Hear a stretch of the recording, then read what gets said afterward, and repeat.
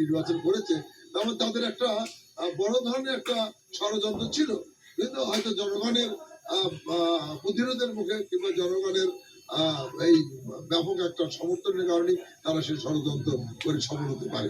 প্রত্যেকটি রাজনীতিবিদদেরই একটা আশা থাকে, লক্ষ্য থাকে যে একটা পার্লামেন্ট মেম্বার হওয়া। তো আল্লাহ পাক আমাকে সেই সুযোগটা করে দিয়েছেন। আর আমাদের মাননীয় প্রধানমন্ত্রী তারেক রহমান যে ভিআইপি আসনটি তার অত্যন্ত মর্যাদা আসন, সেটি আমাকে ছেড়ে দিয়েছেন। আমি আমার মাননীয় প্রধানমন্ত্রীর কাছে অত্যন্ত কৃতজ্ঞ এবং আল্লাহ পাকের কাছে আমি শুকরিয়া জানাই যে আজকে এই আসনটি আমাকে দিয়েছেন এবং নির্বাচিত হয়েছে।